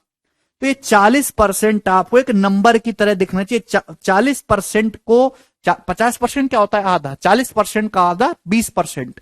40% को 50% बढ़ाओगे तो 90 मत कर देना कि 40 + 50 90 है, ऐसा नहीं है। 40% को 50% बढ़ाना है, यानी कि 40% का 50% निकालो, 20%। 20% बढ़ाइए 60% हो जाएगा। तो 40% मार्क्स थे, 50% बढ़ गए 60% हो जाएंगे। ठीक है, 60% हो गए। 35 मार्क्स से फेल है वो। कितने नंबर से, 35 नंबर से फेल है। बॉर्डर लाइन से 35 नंबर कम है। अब मेरे दोस्तों उसने प्रिंसिपल में घूसा मारा। प्रिंसिपल ने कॉपी दोबारा चेक करवाई। If her post review score is increased by 20%, उसका पोस्ट रिव्यू स्कोर 20% बढ़ गया। 60% था। 60% का 20% कितना होता है, 60 का 0.2 गुना करोगे 12, 12% बढ़ाओगे 72। तो अब उसका स्कोर हो गया 72%। अब मेरे दोस्तों उसके पासिंग मार्क्स से 7 नंबर ज्यादा हो गए। पासिंग मार्क्स से कितने, 7 नंबर ज्यादा हो गए। तो अब बताइए कि पासिंग मार्क्स कितने हैं, पास होने के लिए कितने मार्क्स चाहिए, करिए। 60% लाके फेल हो रही है, 72% से लाके पासिंग मार्क्स से ज्यादा आ रहे हैं। तो पासिंग मार्क्स जो भी होंगे वो 60 और 72 के कहीं ना कहीं बीच में आना चाहिए। 60 और 72 के बीच में एक ही ऑप्शन है 70। आप ऐसे भी कर सकते हैं, सॉल्व करना चाहोगे तो सॉल्व भी हो जाएगा। परसेंटेज में कितना डिफरेंस है, तो आपका जवाब होगा सर परसेंटेज में डिफरेंस है 12% का। मार्क्स में कितना डिफरेंस है, मार्क्स में डिफरेंस है सर, पहले 35 से फेल थे, अब 7 से पास है 42 का। तो दोनों तरफ 6 से कट जाएगा, तो 2% की वैल्यू आ जाएगी 7 नंबर। आप बोलोगे जी सर बिल्कुल सही, 2% की वैल्यू 7 नंबर के बराबर आई है। अब ध्यान से सुनिएगा, चाहे पहला केस ले लो चाहे दूसरा केस ले लो, इच्छा आपकी। वो 72% नंबर लाती है, 72% नंबर लाती है, जो कि पासिंग मार्क्स से 7 नंबर ज्यादा हैं। तो पास होने के लिए 7 नंबर कम भी लाती तो पास हो जाती। ये आपके पासिंग मार्क्स हैं। 7 नंबर कितने के बराबर है, 7 नंबर 2% के बराबर है। तो पासिंग परसेंटेज कितनी है, 70%।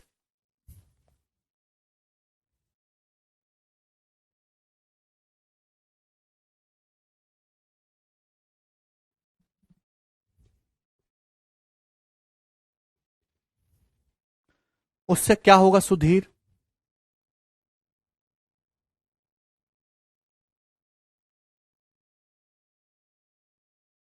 अंजलि कह रहे हैं सर 60 कैसे आया। अंजलि 40% को 20% बढ़ाओगे तो कितना हो जाएगा। आपके पास 40 है, 40%, सॉरी 40% को 50% बढ़ाना है तो कितना हो जाएगा बेटा। 50% का मतलब होता है आधा। 40% का आधा बढ़ाइए, 40% प्लस 40% का भी 50%, 40% का 50% आधा 20% और बढ़ाओगे 60% हो जाएगा।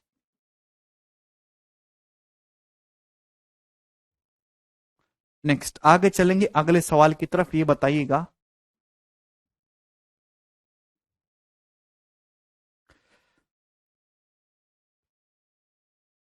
सवाल नंबर 43, ये नेक्स्ट क्वेश्चन। तो इसके बाद एक कंसेप्ट समझाऊंगा डिटेल में, डेविएशन मेथड, जल्दी से। शिवम हाँ बताओ।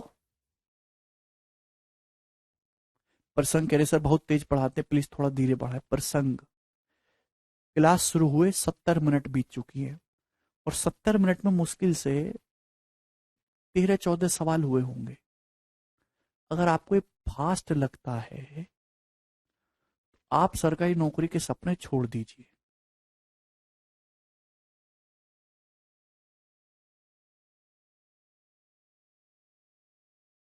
इतने ऐसे तो सिलेबस ही फिर 2 साल में पूरा होगा भाई। मुझे तो समझ नहीं आता कि तुम चाहते क्या हो। जब इतना ठप दिमाग था तो क्यों नौकरी में आए, क्यों तैयारी कर रहे हो?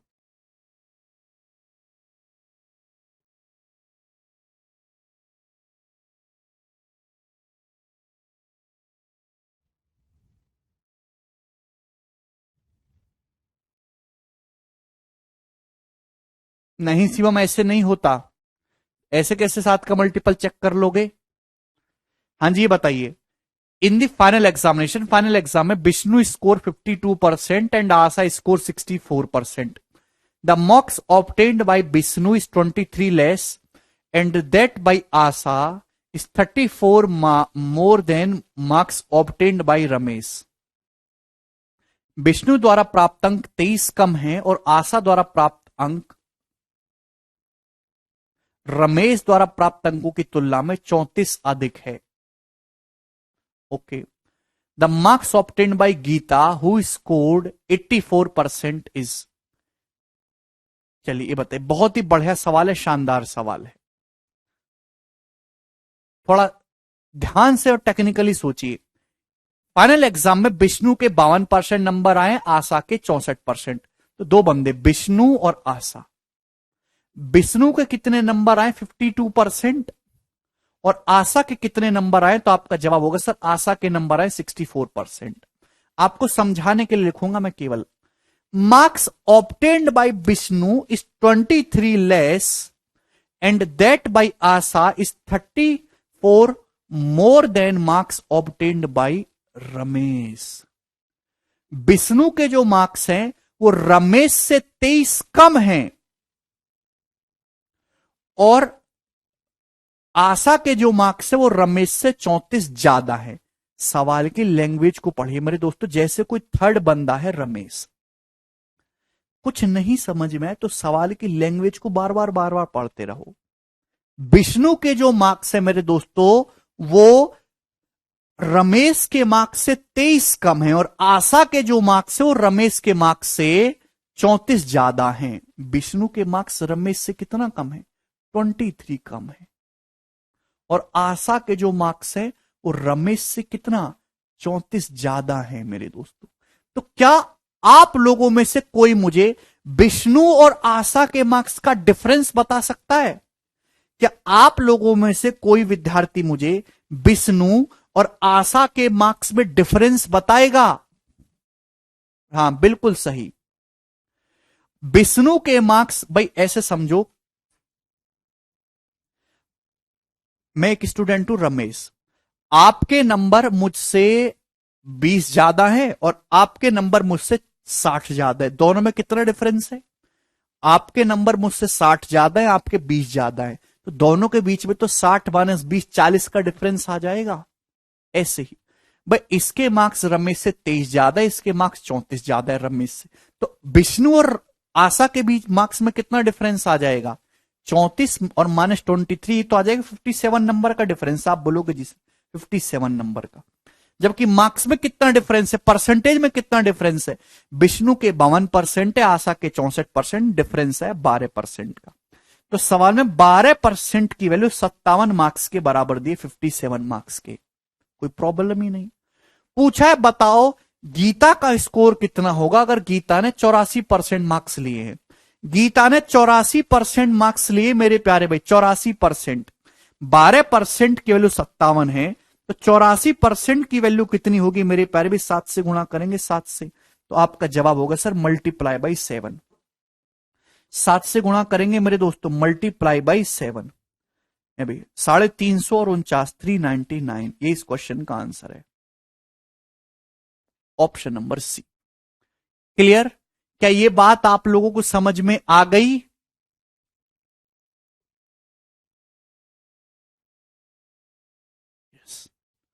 मुझे लगता है मेरे दोस्तों आपको ये बात अच्छी तरीके से समझ में आ गई है।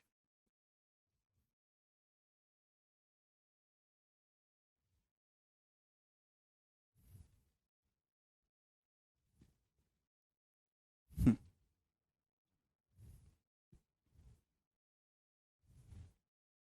ओके मेरे दोस्त। नेक्स्ट नेक्स्ट मेरे दोस्त, मैं आपके सामने बहुत इंपॉर्टेंट और बहुत सिंपल एक ऐसा कंसेप्ट निकालूंगा मेरे प्यारे भाई, जो आपकी जिंदगी बदल देगा, आपके सोचने का तरीका बदल देगा। डेविएशन, कोई अध्यापक इसको इस पे इतना जोर नहीं देता, इतना डिटेल में नहीं बताते, लेकिन मुझे पर्सनली ऐसा लगता है कि सवाल पूरे क्वांटिटिव एप्टीट्यूड के बहुत सारे सवालों को बहुत चुटकियों में खत्म कर देता है। डेविएशन, हिंदी में विचलन कहते हैं। एक ऐसी चीज मेरे दोस्तों जो हर जगह अप्लाई होती है बहुत प्रेम भाव के साथ। और हम इसको कैसे करेंगे मेरे दोस्त, ध्यान से समझिएगा, ध्यान से। डेविएशन मेथड, बहुत प्यार से।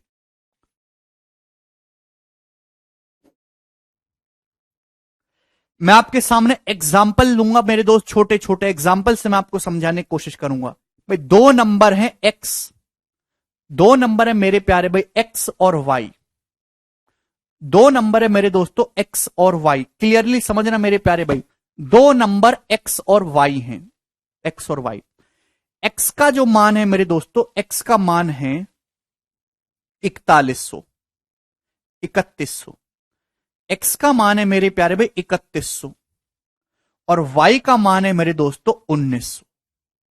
दो नंबर एक्स और वाई हैं, एक्स का मान 3100 है, वाई का मान 1900 है। आप बोलोगे जी सर ये बात हमें समझ में आ गई, एक्स का मान 3100 है, वाई का मान 1900 है।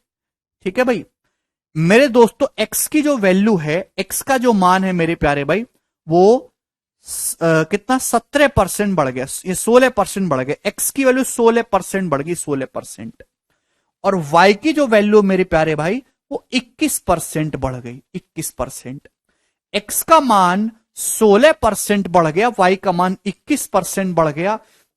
आप मुझे बताइए मेरे प्यारे भाई कि एक्स प्लस वाई अगर ऐसा हुआ तो एक्स प्लस वाई कितने परसेंट बढ़ जाएगा मेरे दोस्तों, एक्स प्लस वाई कितने परसेंट बढ़ जाएगा? कोई जवाब देने वाला बचा है मेरे दोस्तों इस क्लास में? कितने परसेंट बढ़ जाएगा, जवाब दो। एक ही चीज है विकल्प। क्या आप मेरा क्वेश्चन समझे? देखिए डेविएशन एक ऐसा तरीका है जो ओवरऑल इफेक्ट निकालने के काम आता है। ओवरऑल इफेक्ट, ध्यान सुनेगा। जैसे ओवर, ये कैसे कैसे मैं आपको एग्जांपल बताता हूं। एक क्लास में लड़के भी हैं, लड़कियां भी हैं। ये लड़कों का एवरेज स्कोर है, ये लड़कियों का एवरेज स्कोर है। बताओ पूरी क्लास का एवरेज स्कोर क्या होगा मेरे दोस्तों? ये एक्स है, ये वाई है।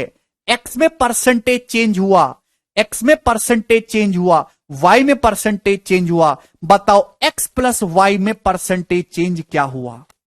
क्लियर है? ये बॉयज है, ये गर्ल्स है, ये बॉयज के एवरेज मार्क्स हैं, ये गर्ल्स के एवरेज मार्क्स हैं। बताओ पूरी क्लास बॉयज और गर्ल्स के एवरेज मार्क्स क्या हैं? समझ में आया? ये राइस है, ये दाल है भाई। राइस की कीमत इतने परसेंट बढ़ गई, दाल की कीमत इतने परसेंट बढ़ गई। तो बताओ राइस प्लस दाल पे कुल खर्चा कितने परसेंट बढ़ गया?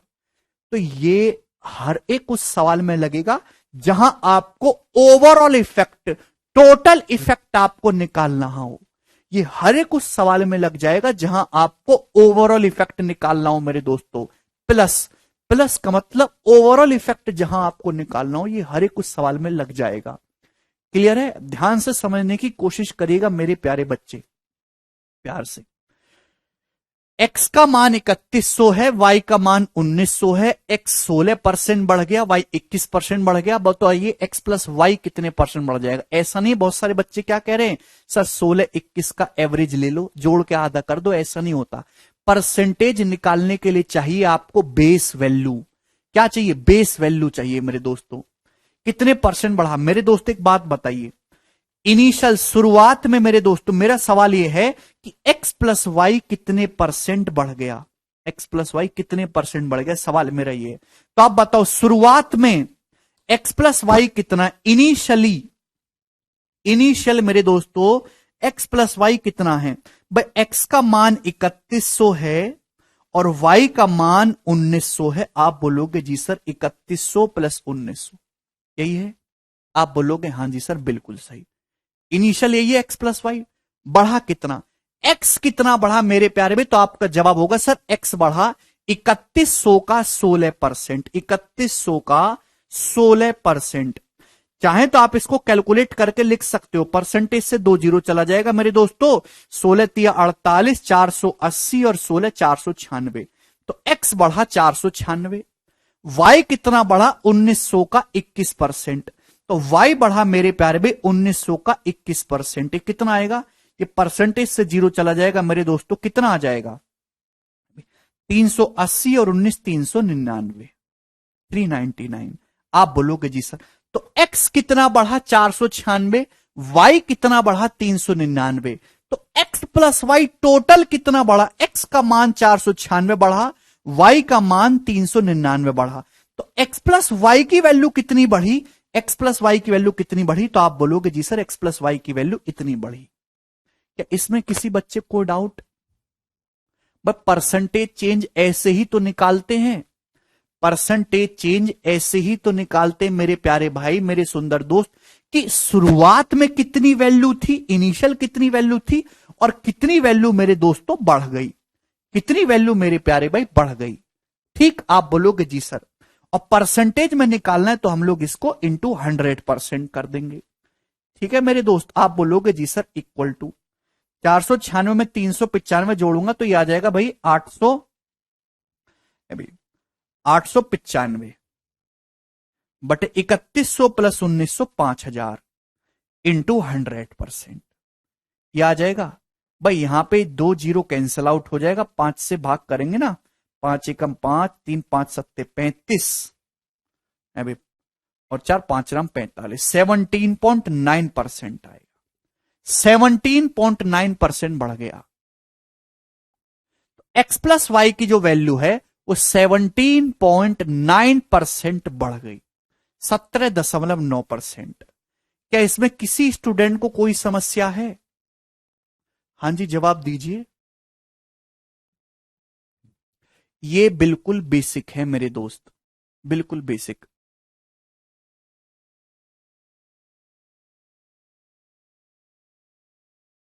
नहीं राजा, तो फिर कोई फायदा नहीं कहीं से भी।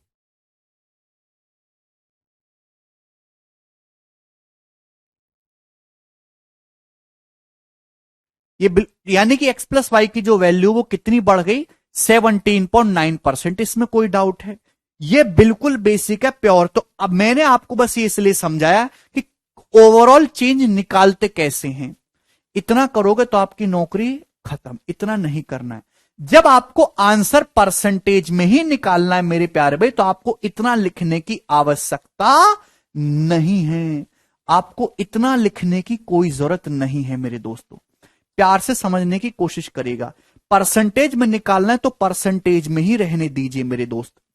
एक्स का मान कितना है 3100, वाई का मान है मेरे दोस्तों 1900, तो 3100 प्लस 1900 ये इनिशियल वैल्यू है मेरे प्यारे भाई, इनिशियल वैल्यू। आप बोलोगे जी सर बिल्कुल सही, 3100 प्लस 1900।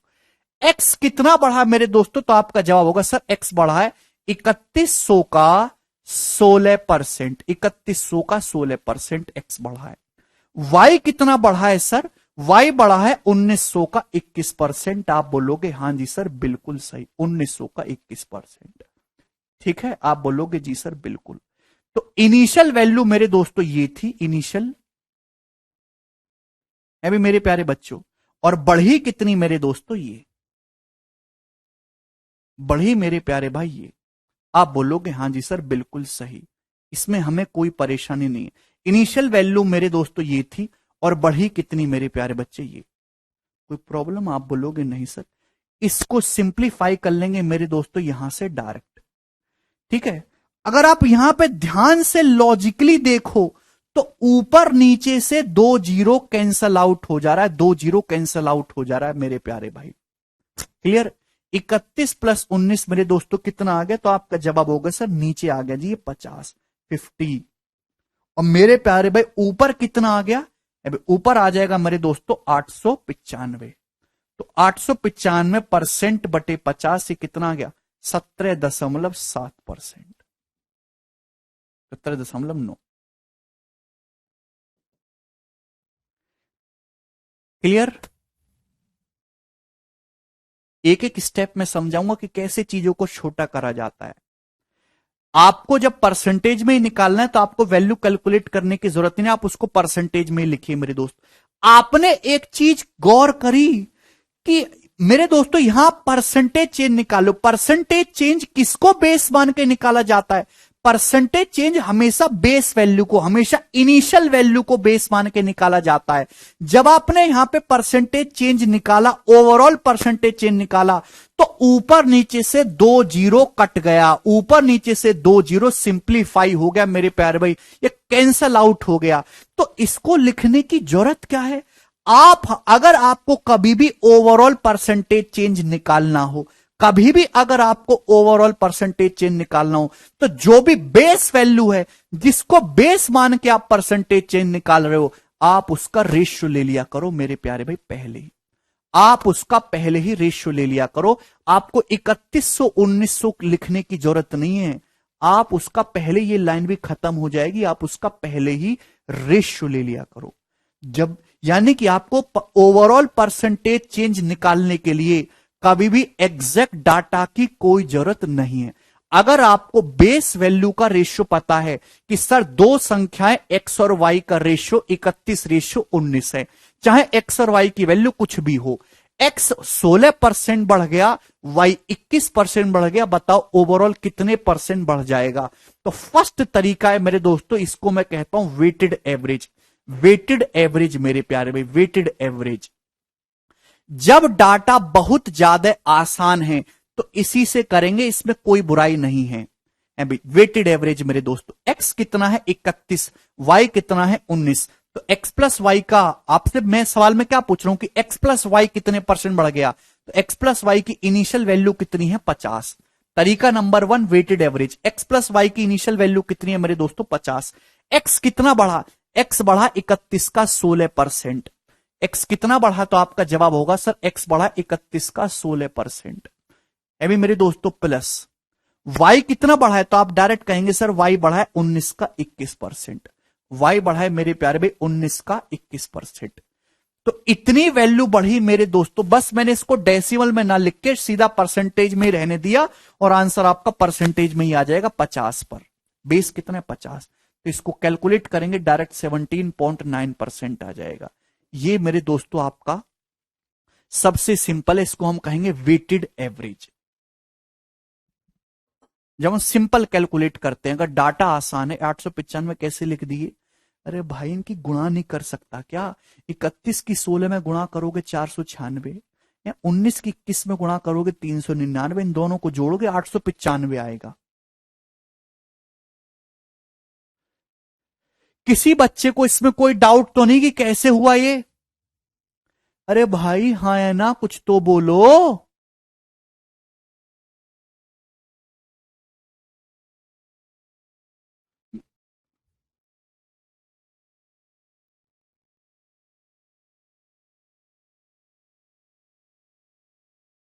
बेटा भावेश, ऊपर नीचे से 2 जीरो सिंप्लीफाई हो गया ना रेशियो में।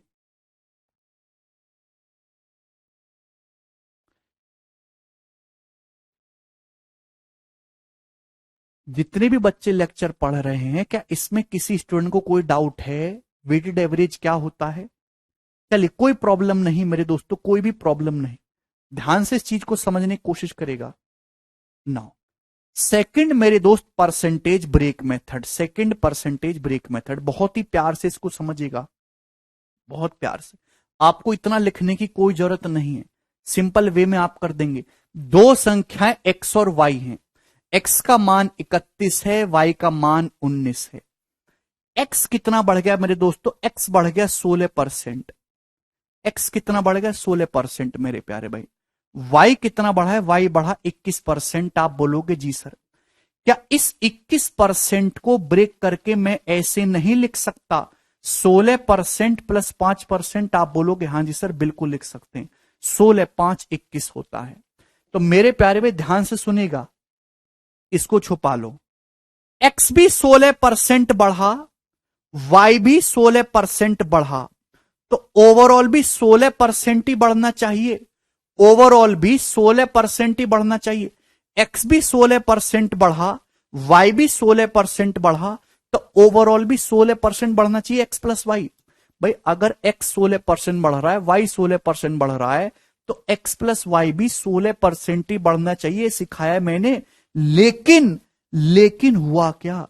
लेकिन वाई जो है 5% एक्स्ट्रा बढ़ रहा है। ये जो वाई है, ये जो वाई है मेरे दोस्तों, ये 19 रुपए का, 19 का 5%, वाई जो है मेरे दोस्तों, ये 19 का 5% एक्स्ट्रा बढ़ रहा है मेरे दोस्तों, एक्स्ट्रा। वाई जो है मेरे प्यारे भाई ये एक्स्ट्रा बढ़ा। आप बोलोगे जी सर ये एक्स्ट्रा, ये जो एक्स्ट्रा बढ़ रहा है मेरे दोस्तों वाई, केक कटेगा तो सब में बटेगा, सारे लोगों में इक्वल इक्वल बांटना है। अगर एक्स 16% बढ़ा है तो वाई भी 16% बढ़ा है। ओवरऑल भी एक्स प्लस वाई 16% ही बढ़ना चाहिए। लेकिन ये जो वाई है 5% एक्स्ट्रा बढ़ा है। वाई 19 था, 19 का 5% एक्स्ट्रा बढ़ा है मेरे दोस्तों, दिस इज एक्स्ट्रा। जो भी एक्स्ट्रा आया है मेरे दोस्तों, इसको सारे लोगों में, सारी इनिशियल वैल्यू में बांटना है। इनिशियल वैल्यू है कितनी? अभी एक्स प्लस वाई का टोटल मान है कितना? एक्स प्लस वाई का टोटल मान है सर 31 प्लस 19 50। 50 लोगों में इक्वल इक्वल बांटना है, बटे 50। आप बोलोगे जी सर जो भी एक्स्ट्रा आया है मेरे जो भी एक्स्ट्रा बढ़त हुई है उसे सारे लोगों में बांटना है, टोटल बेस वैल्यू में डिवाइड करना है। 5 से 50 10 बार चला जाएगा। 19 बटे 10 1.9, 16 में 1.9 जोड़ेंगे 17.9%। एक्स प्लस वाई कितना बढ़ा? 17.9%। ये होता है परसेंटेज ब्रेक या डेविएशन मेथड। एक ही बात है, कुछ भी कहिए। क्लियर है? कुछ बच्चों को ये चीज बहुत समझ में आ गई होगी, कुछ बच्चों के मन में डाउट होगा कि सर ये आपने कैसे लिख दिया। इसके पीछे का जो कारण है वो मैं आपको कल समझाऊंगा। ठीक, और आज